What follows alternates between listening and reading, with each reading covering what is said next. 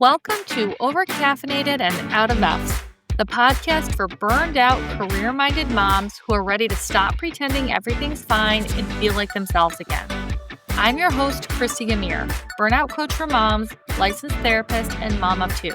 And I'm here to help you reclaim your energy, your identity, and your peace of mind. Whether you're lying awake thinking about the 87 things you didn't get done, or silently resenting the people you love most, this is your space to feel seen, supported, and not so alone. So grab your coffee, hot, cold, or day old, and let's get into it.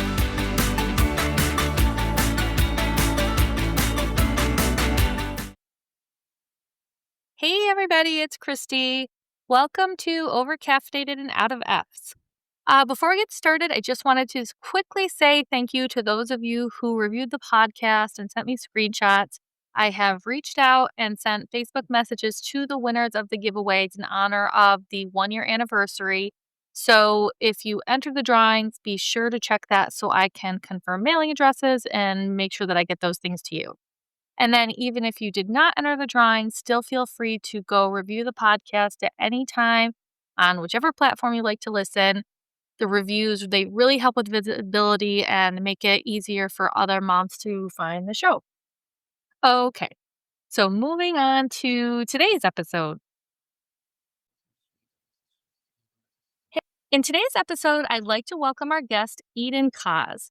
Going on 25 years, Eden is a mindfulness and meditation facilitator working with individuals and companies, including Goodyear Tire, Akron Children's Hospital, where she was Mindfulness Teacher of Record, and the National Inventors Hall of Fame. Her methods create unparalleled shifts for her clients through her company, Just Be LLC, where she conducts sessions both remotely and in person. In 2016, where at that point she had her own meditation and wellness studio for a year plus in Akron, Ohio, she incurred a stage 4 lung cancer diagnosis that brought a near-death experience and 2 years of major recovery and expansion. In addition, she has hosted her weekly podcast since January 2022, Spiritual Boom. Finally, growing up in the deep south of Georgia, she currently lives in Ohio and has 2 daughters in their early 20s, one with special needs. So I have invited Eden here today. She's going to share a bit about her personal story. She's going to talk a little bit about, what it was like for her, working and raising 2 daughters, 2 children, one with special needs. And she's also going to share her expertise as a mindfulness and meditation facilitator. So, Eden, thank you so much for being here today. Christy, I so appreciate it because I do not do podcasts like this mostly. Yet I'm at this point of expansion to have gratitude and to be able to talk about my special needs daughter, Tatum. And I could so relate to moms and pressures and stresses and all of that. So I am so excited to share everything. Oh, wonderful. Well, and I'm so interested. I'm so excited to hear about your story. I know, we've chatted a little bit before we got started, and it just seems like there are so many things that you've been through, so many things that have happened, and I'm just so curious to hear more about that. But I'm wondering if you can just start off by telling us a little bit about yourself and how you got into your work as a mindfulness and meditation facilitator. Indeed. So I started this when I was in my late 20s. So I've been doing this for a career for a long time now, but at the time I was in advertising. So a creative in advertising and didn't have kids at the moment. And suddenly my life just started to be off balance. I was working too much. And my life was happy. My marriage was good. Everything else was good, but it was something was just off. And I went out to dinner with 2 of my really good friends, and being in your 20s, they talked about this meditation class that was like the best thing they had ever done. And they talked about the teacher, and the things that they said about her were so kind. So I didn't care about meditation. That wasn't the thing for me, but just the way they spoke about her. I was just drawn to that, like maybe this can really help me. So I ended up it turned out I was a student of hers, shockingly, and was in it for 6 years, and it changed my life. I I had never done anything meditative before. It showed me how I could live a different way. I got through, and it wasn't that I was depressed, but I was like right on the verge of it. So, gosh, what else can I say crazy? It changed everything. And then, so we were in Atlanta, Georgia at the time, and we were going to move to Alabama. I had had Tatum, my first daughter, and at the time didn't know she was special needs. And my teacher basically said, "You need to start doing this work." So when we moved to Alabama from Atlanta, I left my quote unquote career, which I was so invested in advertising. That was so much of who I was that it took kind of leaving for me to go and for her to go, you can do this now. And at the time, my kids were 4 and 2. Do I have that right? Or a little bit younger than that. And I was like, okay, I can shift from this career mode and start doing this meditation thing kind of part-time and grow into it. And I can really focus on my kids as well. So that was beautiful also. Okay. Because at the time I was full-time. My husband went back to school at one point and he was part-time and watching the kids a little bit. And I also realized I wanted to be more invested and part of their life. So this allowed the switch as well. So it sounds like, you were happy in your life. You felt like something was off, but couldn't quite Yes, put your finger on it. And then exactly. you discovered this new path, which it sounds like was really a great opportunity for you to do work that felt more aligned with you, but also to, it sounds like it just fit better with the needs of your family at that time. It did, and I didn't realize how much my thoughts were ruling my life and how I could start to control them without controlling them. So, Hmm. an odd paradox, but going deeper inside of myself and really figuring out what makes me tick and who I am. I mean, it was a deep thing. And I didn't realize how much I needed something so deep in my life too, so connected because I was just going through life twiddling my thumbs, waking up, going to work, coming home, and missing out on so much of the depth that was right in front of me. Okay, okay. Well, and then, you're talking about this, this time you mentioned, your kids were really little. At the Mhm. time, you didn't know that your daughter No. had special needs. So you didn't really know what was what was coming down the road for your family. Um, Exactly. and you were juggling work, you were being a parent, and then your daughter Tatum, she's now 24. You Yes. learned that she does have special needs. You had Yes. said cognitive delays, which put her right above being labeled quote unquote Mhm. retarded. Yeah. You said that you found out about her diagnosis, and you're gonna have to help me with the Yes. pronunciation of this word. You said when she was 4, Yeah. right? Yes. What was the diagnosis? So it's called what she has pachygyria, which means that she doesn't have as many folds in her brain as a typical person would. So it's like her brain is like a filing cabinet where all the files are out of order. Okay, okay. So I'm wondering, like, when you learned about that Yeah. diagnosis, so for starters, I'm curious how did you go about seeking out a diagnosis? It sounds like, I mean, did the doctors kind of mention it to you, or is that something you could tell just there was something Oh, that no. wasn't you that that I you can wanted tell to you understand better? Like, what? I can tell you exactly what happened. Okay. So, was living in Alabama at the time and was working out at the YMCA. So, I was on the treadmill with my very Southern friend, Suzanne. And Suzanne has a daughter who has major hearing issues. And Tatum used to go over to their house a good bit. And Suzanne was like, you know what, Eden? Like, she was very much a truth bomber. When Tatum comes over to the house and I'm doing exercises with my daughter, Tatum can't quite do them.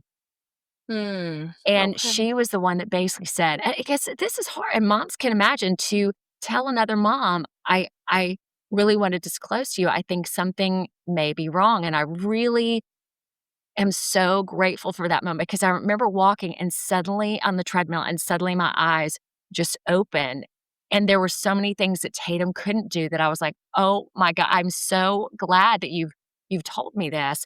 And I had another friend who had a special needs daughter, and she basically said, "Okay, here are the steps for you to get an MRI, to get a CAT scan. Those are the first initial steps." And the CAT scan was the key to everything. Mhm. So, and Mhm. let me tell you this, Christy, because moms can relate to this. This is what was so challenging. So, my husband at the time had started. Okay, so we moved to Alabama for his company, and his company had wanted him to transition to corporate, which was in a totally different state. So he was traveling a good bit. So I took both my girls by myself to the doctor when this diagnosis was going to be given to me. So I had no idea. I was like, let's go to the doctor now. So my youngest was 2.5, Tatum was 4, and they were so rambunctious in the doctor's office. And at one point, the doctor very firmly goes, You girls need to calm down because your mom needs to listen to what I have to say. And at that moment, I was like, oh my goodness, this is Mm. serious. Mhm. So I was by myself. He gave this diagnosis. I remember going out into the parking lot going, I'm not sure what this means. Went home. Okay. And I advise people not to do this. So I went home and Googled pachygyria, and I didn't know, like with autism, there's a huge spectrum to this. So the first thing that I saw was people that are diagnosed with this usually live to 10 years old. Oh, So, no. and they don't, and I just saw that. I started crying. I didn't know what to do. I was all alone. My neighbor who had initially talked to me, my very Southern, beautiful friend who talked to me on the treadmill, she brought me roses. So there was support, yet because my husband wasn't there, I felt so alone, and I didn't really know what this meant for me, for my husband, for my family, for my kids. It was so isolating, and like I feel like that maybe the doctor explained it a little bit more, but I didn't have the capacity to hear it. Yet it was I just came home kind of like dumbfounded, like we'd just been hit with this news, but we didn't know anything about it. Becau Mhm. and Chrissy, I told you I've never met another mom or another child with pachygyria, ever. Well, you had said that, and you had also said that when you were talking to the doctors, they essentially told you, like, Oh, "Good luck." Like, I can yes. only imagine what that must have felt like for you as a parent, hearing this news, Mhm. that uncertainty, and just having the doctor, respond in that way without it doesn't really sound like a lot of sensitivity to what you were going Oh through. god. So the first doctor didn't say that, but as we went through the process, I cannot tell you how many doctors we saw. We had a neurologist, and basically the neurologist would say too, "Well, we just have to wait and see. We can't really advise you or give you anything." So I and okay, let me see how to say this tactfully. The responsibility for Tatum was all on me, essentially. And I did traditional doctors. And this was one of the things that really there were 2 things, that really got me on the path to holistic. So there were lots of holistic doctors we saw. I mean, I did everything. And Tatum okay, and for parents, that one of the biggest moments was when the short bus pulled up in front of our house. Mm. Mhm. Like, and taking her down to the handicap bus and seeing all the other children on it. Because when you have children, you don't expect like, this is a big thing that I work with, parents, a lot of parents who have, special needs children as well. You don't expect that you're going to have this in your life. You don't expect that your pregnancy is going to have issues. You expect these perfect children, essentially, that are gonna go to college, get married.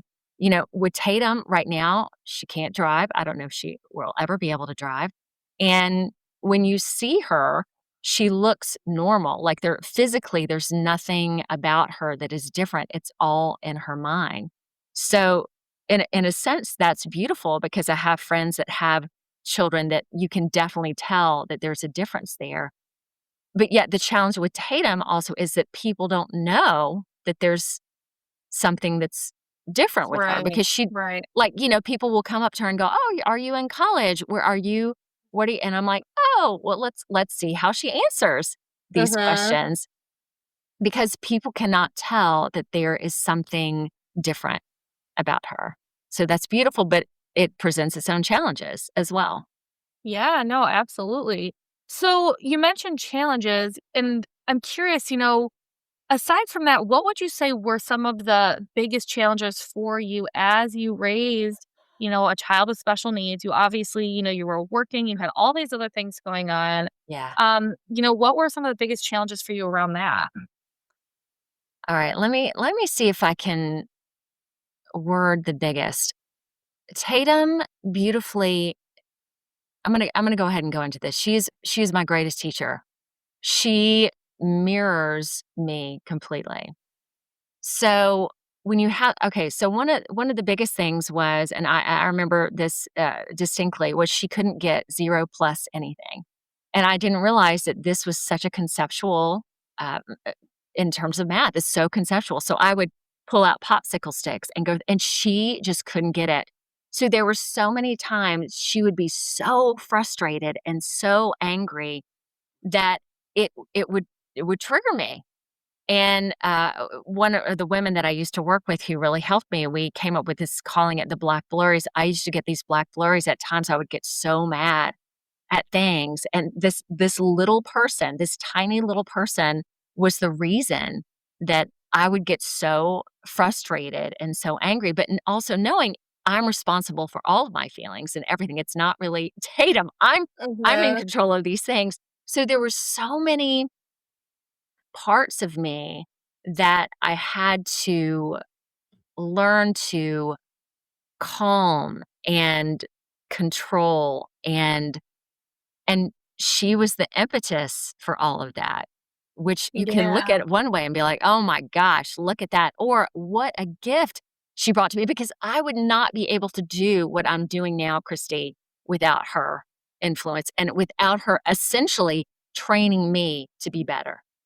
Well, and you had also mentioned earlier that having her and going through this experience really changed your understanding of unconditional love. Like, I think we've all heard that term. We all have an idea of what that means for us.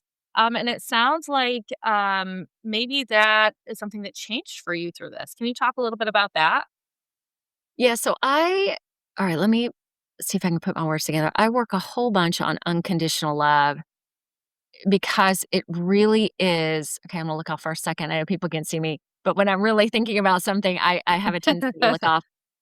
It is loving okay, how do I even describe it? It's so loving someone in a way that it doesn't really matter who they are, how they treat you, how what they look like, their actions. It is just loving them completely for who they are, but also, interestingly, that also okay, so, let me give another example. Okay, we were gonna talk a little bit about my divorce potentially, so that happened 6 years ago, and you had presented me with some questions beforehand. So I had a near-death experience, I, had an infection, Tatum has come into my life. The divorce was not probably, was one of the hardest things that I had to go through out of everything, and one of the challenges was that my younger daughter was put in the middle of so much of it. Mm. So she did not like me for a while because of things that were said to her. So I had to really, with her, practice unconditional love and loving her, even though she didn't love me for a while. Let's put it that way. But then there were also times where being treated a certain way was unacceptable to me. So Yeah. it's not like, oh, I'm just going to unconditionally love her and let her take advantage of me and walk all over me. I'm going to unconditionally love her, yet stand up for myself and be true to me. So Mhm. that was an example of really employing that. And also with Tatum, where we are right now, okay, this is really interesting that she's 24, she has a boyfriend. you know, she probably has the capacity to have kids. Okay, Mhm. if she does, I will be the one really helping raise that child. Mhm.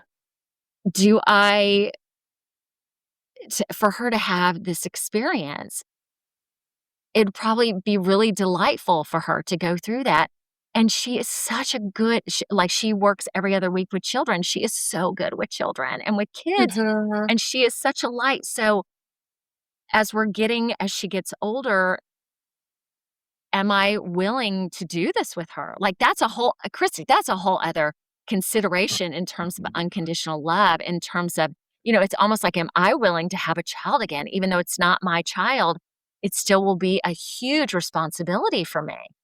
Well, and that's interesting because, I think we all sort of recognize that once we have kids, we're parents for life and they're Yeah. always going to be there and they're always going to need things from us. But I do think that, with that being said, that for a lot of us, there's sort of this idea or expectation that at some point, Uh-huh. it's going to be different. They are going to be an independent They're gonna adult fly the living their nest. own lives. They're going to fly the Yep. nest, and our relationship, although we will always be their parents and always be there for Yes. them, it's going to be very different, and it sounds like in your situation, Mhm. maybe that's not the case Oh, where no. it's it's always she's always going to, be very dependent on you. You're always gonna be offering quite a bit of yourself to help her. Yeah, so right now with the divorce, she stays a week at her dad's house and a week with me, and there's potential that there may be a home that she can go in, an assisted living type home, and she did go to college for a year. There was a program at one of the local universities that was here that was amazing because she got to live in a dorm, like, she got to experience the college life, which is really, really good. Because I also know that she can do certain things on her own, um, so assisted living may be really, really good, yet I know she also wants to be married and have a children, but yet I don't know what driving is gonna be in her future cognitively. So, yeah, it is always what's next? What is this gonna look like? If she does assisted living, maybe it's only for a certain like, for a year or 2 for her to experience that. So, it is like having a child essentially for the rest of your life Yeah. on a certain Yeah. level. Yeah. Well, another thing that I'm wondering about, and this, Yeah. maybe takes us back when she was a bit younger, when when they were growing up, your girls were growing up. But you do have a second child, I right? do. And it Yeah. sounds like so much of your time and energy and attention is really going towards Mhm. Tatum and her needs. So I'm curious, like how was that for you? Trying to help be present, be supportive, be there, taking care of your other daughter as well, while Tatum's needs were so high. As I look back on it, I did apologize to my other daughter a while back because Tatum got so much of the attention. And at the Mhm. time, I'll go ahead and say it, Piper was so good at being able to do things on her own that she did get not as much attention because she could do things. She could function. She could do this. She could ride her bike. She could, you know, take baths on her own. She could and because of that, it was like, okay, you can do this, so I'm gonna focus on Tatum. So a part of it was like I went to her later, I'm like, you were so good at doing things, but because of that, you didn't get as much attention. And I apologized for that. So there were and I remember she cried when I I'm Mm, gonna oh get my tearful. gosh. So, Mhm. I don't mean to get emotional after all this time. No, no. I mean, I imagine this is a really challenging, difficult situation, and I think that, again, so many parents we love all our children, but for some kids, they need more time and they need more attention, and we wanna be able to give it to all of them, but it Yeah. sounds like that's Not not always always an easy possible. thing to do. It's not always possible. Yeah. Yeah, so I can imagine that felt especially hard. And then the other piece of this too, which we haven't really talked about, but with all Mm. of this, with Yeah. everything that was going on, you were also working, right? Yeah. How did you manage that? I mean, it sounds like you were talking about how you moved into this other area of work because it did align better Mhm. with your family's needs, but it was still there. It was still another thing taking your time and energy and attention. So how did you manage all of that? Well, for me, I always had to have some sort of work outside of the home because I could, for me, this is just me, being a stay at home mom didn't satisfy everything for me. I needed to have something of my own to do as well. So I managed it kind of part-time. So my husband's job was the breadwinner, and, then I could do my work part-time or when they went to school, do it when they were in school. Yet, I did at one point decide, "Okay, I'm really going to take this to the next level and open my own studio," and that was a big thing. So, balancing was really challenging, especially with Tatum being my responsibility.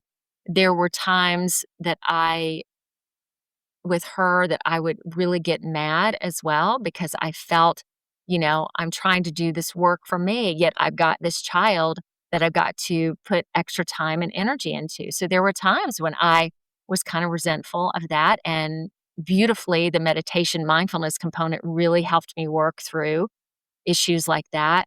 And then I think, Chrissy, when I had the studio, then I ended up getting that infection. So within that, I had to step away from that completely. And, after 2 years of healing, because I almost died several times, I had a near Oh death my experience, which gosh. I think I'd already talked about that. So even that with the kids, and that was a huge, huge component of life. And when all that was completed, I went back to doing sessions at home again and Okay. um, much more fitting within the family because it was really challenging doing that studio, and yet I loved it. I did love it. It was awesome. Okay, okay. Well, that sounds like it also gave you an opportunity to really be flexible, sort of, Yes. make decisions that were really going to meet your family's needs again at the time because you've talked about so many things, right? So you had Tatum and her needs. You had Piper, trying to be there for her too. You had this infection, this near death experience. You mentioned having lung cancer and then you mentioned divorce. Oh my gosh, that's just so much. So many things. And that's a lot to on top of work, right? And you're trying to like manage all of these things. And you talked about how you were so fortunate to have, meditation as part of Oh your my life. gosh. You already have these skills, you already have these tools in place.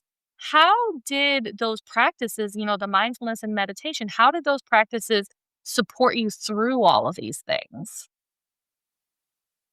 I If I hadn't started meditating in my 20s, I was very much a type A. I always say I would not be alive at this point because there were so I was so driven. So this helped me see why I was driven, that I was trying to prove a lot of things to myself that I didn't really need to prove.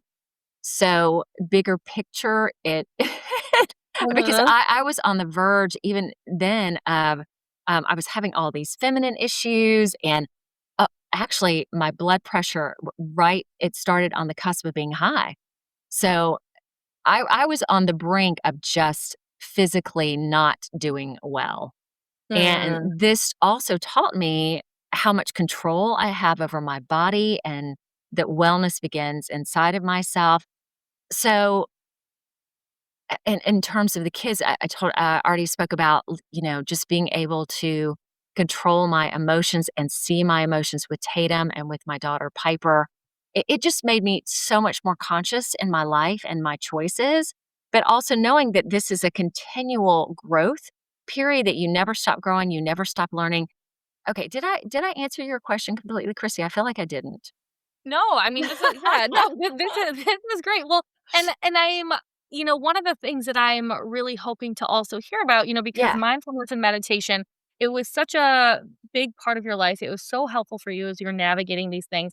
Obviously, all parents have Oh gosh. different challenges, right? Yeah. Life is stressful for parents, for working parents, but in different ways. We all sort of have our own versions of this journey. But Yeah. for those, other parents who might be listening, these other moms, what does mindfulness look like in real life, in the middle of all the chaos? Mindfulness is being present. All right, so in our Western world, we have phones, TVs, social media.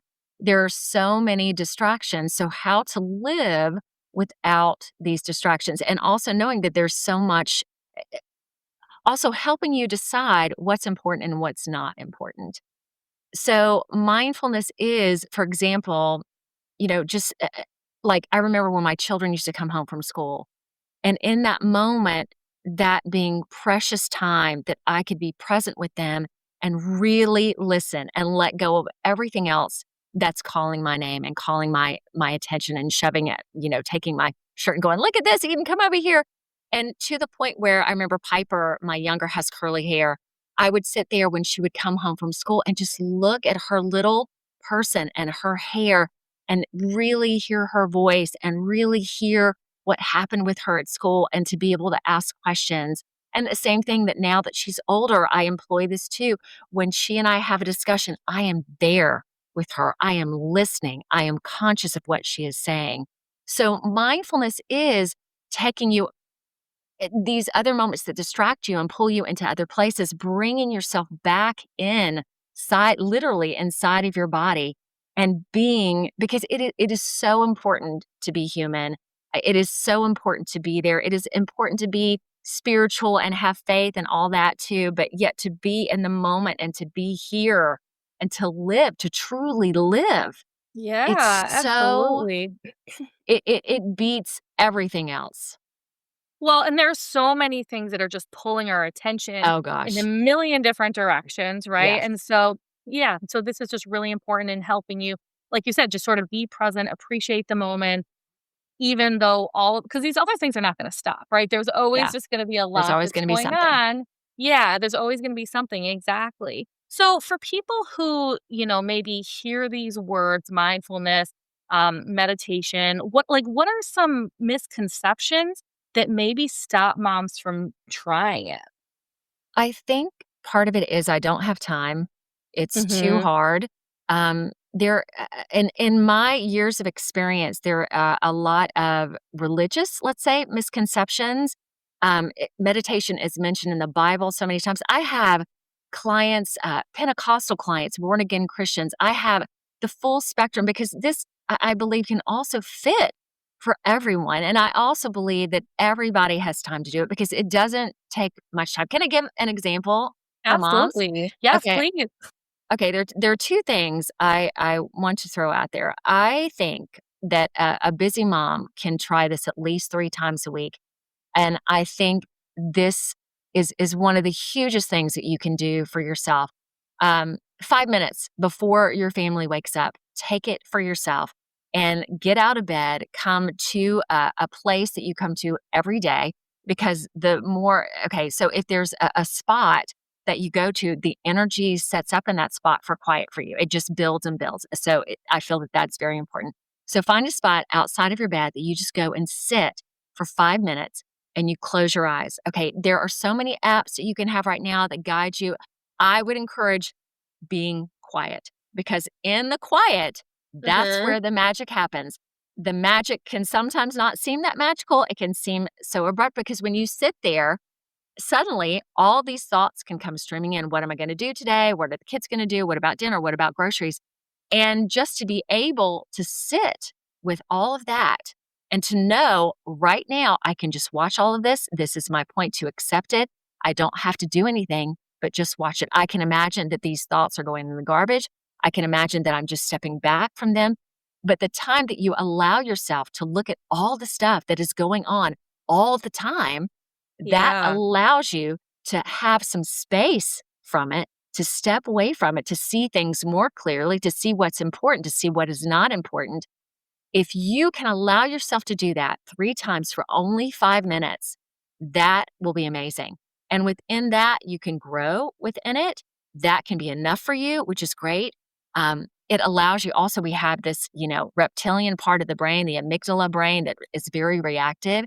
It allows us to also step away from that to go more into the prefrontal cortex because a lot of us don't use the power that's in that part of your brain. This will also, oh, here we go. This can also change. So much of our emotional IQ versus our regular IQ, the emotional capacity. We have so much that we can develop, and we have this capacity to connect with others, but usually we're so busy that we don't realize, because I can tell if someone else is hurting because I've been doing this quieting for so long, where if I Mhm. didn't do that, I couldn't see that. So it Yeah. allows you to relate to other humans so much faster. It's just this tiny little practice is huge. And if you're someone who is spiritual faith, it can connect you so much more to your faith and Yeah. to Well trust. Yeah, go ahead. well, I'm getting no, very I was just excited. gonna say, I mean, you're obviously talking about, a great practice to do in the morning just to, fit it into your regular routine, and I will say, I've said this before, people have heard me talk Yeah. about this on this podcast before, that I love the silence. I think the silence is fantastic. I tend to do it in other ways later in the day, like, one of the things that I love that I learned many, many years Oh, ago, I just realized how much noise is in the world, in my life, in my home, and so for just as like a trial, just to kinda test it out, many years ago, I was like, "You know what? I'm gonna stop turning on the radio in my car. Like, I'm just going to drive in beautiful. silence." And I loved it, and I never went back. Sometimes I'll go on long car rides, 6 hours, and I don't turn on the radio once because there's just something so peaceful about just being Just being. in that space and Yeah. away from all the noise, and it's wonderful. I love it. And yeah, that's to me a great mindfulness practice. You can employ certain activities like that during the day. Like, when you're washing dishes, like I would say, really be in washing dishes. Look at the bubbles. There is so much that you can find that is magical within these, mundane activities that we do every day. And I do want to add this, Chrissy. This just came. Children love meditating, being quiet. There's not one mom that I have worked with that their child doesn't like this time before bed, this quiet time, everybody singing together, or just asking them mindfully, tell me one favorite part of your day. Okay, and let's just take that for a moment and let's just sit with it and feel it. You can teach your child this emotional intelligence. You can teach them how to be quiet, how to listen to themselves. Parents, you have so much capability within this too, and really helping your child regulate their life and see what's Yeah. important. And I think that that quiet moment before bed is priceless, and teaching them that they can be quiet and it's good to be quiet. It's beautiful. Yeah, yeah, no, absolutely. Well, and then you had mentioned, that there were maybe a few practices that you wanted to share. You talked about, being quiet in the morning, teaching our kids these things at night. Was there another thing that you had in mind too that you were hoping to talk about? I think that kinda covers, but then just the mindfulness piece, that if any of the moms out there can take one moment a day to really be present with whatever they're doing, and that also doesn't mean, "Oh, I'm just gonna be happy doing this." Like, if you're doing the dishes, there might be a part of you that really realizes, "I really hate doing this. Oh my gosh, I'm so conscious that I do not like doing this." But within that, okay, so how can I change this? If I'm really realizing that I'm not happy doing this, how can I get the kids more involved in this? How can I get my husband more involved in this? So, being mindful doesn't always mean that you're going to discover happy, rosy things. You're going to Mhm. discover what really is in there, what your thoughts really are, and then you can change how it, how you go through it in your life. Well, and then the other thing is, so the people who are listening to this show, so many Yeah, of them are, um, well, not only are they parents, a lot of them with jobs outside of the home, but also they're preventing or have experienced some degree of burnout, right? And a yeah, lot of that, with burnout, there ooh, can be this emotional, dysregulation, yeah, from this chronic stress, that they're experiencing. And it sounds like, well, we know too that mindfulness, these practices that you're talking about, can be incredibly helpful with with that emotional regulation. I'm Mhm. curious, how would you say that it helps, with the emotional regulation, especially, for those who might be parenting, we talked about a child with higher needs, how might something like that be helpful for those women? Like, I can use myself as an example. When Tatum used to have these outbursts, okay, and there were many times where she would have these outbursts in public, and I I remember I would look at other people and they would have, looks on their faces, kind of judging looks, and because of my mindfulness and meditation practice, I got where the other people's judgments and thoughts of me didn't bother me as much. Mhm. So within that, I could be with Tatum in those moments and be much clearer and know she's doing this because she's different. It's not because I'm a bad mom or because, oh, you should, be more disciplined. I cannot tell you how many times people would be like, well, you need to try this and you need to do this. And I'm like, I have done that. Christy, I read so many books on parenting Mhm. before I Mhm. knew that there was something that was different with Tatum because she was also my first child. Yeah. So, until I had Piper, my second, I remember when Piper came into the world, I'm like, "Oh, this is how a typical child does things." So, Mhm. just, being more calm and, moving I it doesn't matter what other people think of you, and I think doing this really helped me with that. The judgment of others, the That's so hard. critique It's of something others. so many people struggle with, this idea of what do other people think. I can't Yes. tell you, how many conversations I've had with people about Uh, just how the struggles of that. It's a hard thing. that is yeah, so it really helps with that, and then I wanna give, working moms too another thing to do when if you're commuting to work or driving, another great thing is before you go into the house to take those quiet moments for yourself and to reflect on the day. It's almost like a transition time, which is Yeah. so pivotal. Mhm. So before you go into the home, just to sit and quiet for just a moment to gather yourself, to let go of the day, like, that transition is also really, really good. Okay, okay, great. Well, and thank you for sharing those. I'm sure that there are, so many exercises, so many Yeah. practices. There's so much to learn about these things, obviously, way more than we can cover today. And so, for people who do want to learn, more about you, the work that you do, mindfulness meditation practices, where can they go to do that? Where can they go to learn more about you and your work? So my landing page, which gives all of my offerings, is edenjustbe.com.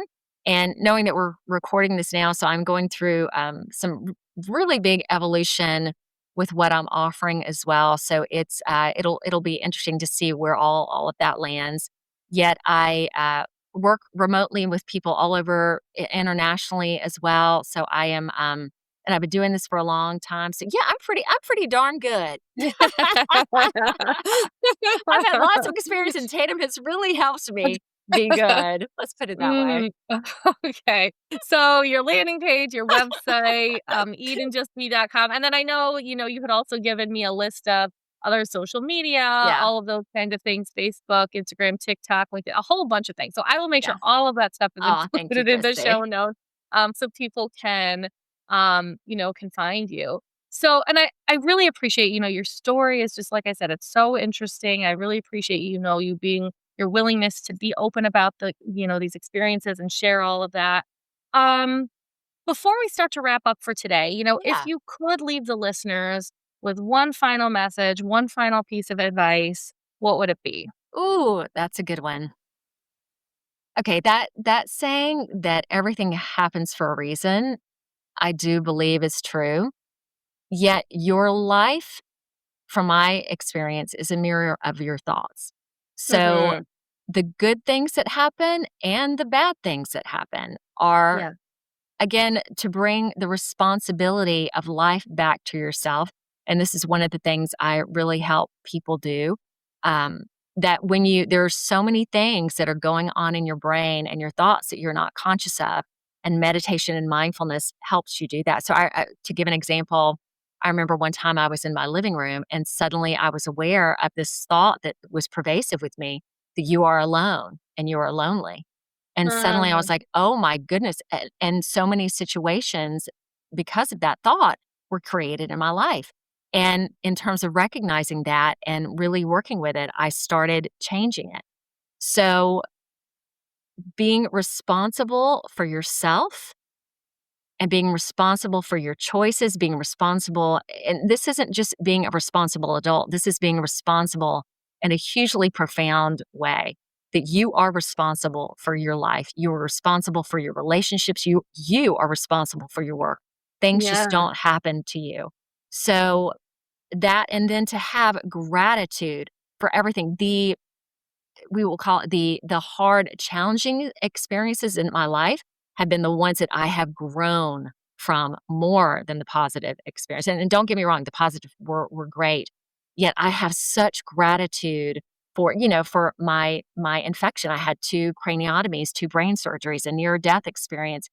It and I was because I've been practicing meditation and mindfulness for so long, I was good with all of it. And I remember my Mhm. mom going, "Eden, the way you handled this was unbelievable." I'm like, "Mom, you know what I do for a living. You know who I am. This is not gonna be some horrible experience for me. It's gonna be tough, don't get me wrong." I had to learn how to talk again, walk again, all those things. Um, so the biggest challenge is if you choose to, again, you're responsible for this, can be your biggest moments of growth opportunity if you decide for it to be that way versus the crappiest thing to happen in your life and to get sad and be a victim. Do not be a victim. Take charge. You can go through the hardest of things and come out beautifully.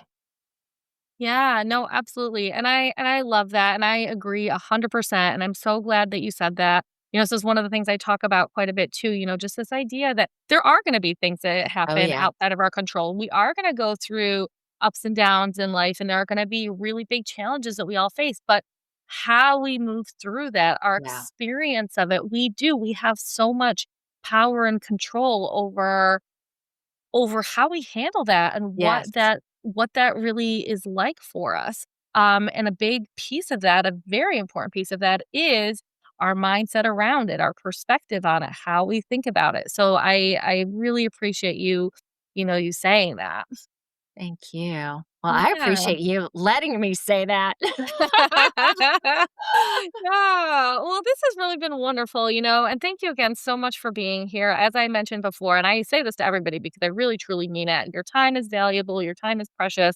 And I am so appreciative that you're willing to come and talk to me today. And as always, for the moms who are listening, if any of this resonates, if you found these things that we talked about to be helpful, to be valuable, please share this podcast with any other moms who could use some additional support because, again, we're all in this together. And it is, being a mom is not like, this starry-eyed vision of what it is. It is very challenging. It is it's on a soul level. I also believe that your kids come to you to help you specifically grow on certain avenues, and they present you with certain things that you need. It is a big deal. I mean, it is a soul life-changing event, and Yeah. it's different for everybody, and your feelings for your kids, and it's very individual. But yet it is challenging, it is beautiful, it is all the things, isn't it, It Christy? is all the things. Yes. Well, thank you again so much. Thank you. Thank you. Thank you, everybody. Thank you for listening. I have such gratitude for you, Christy. Thank you.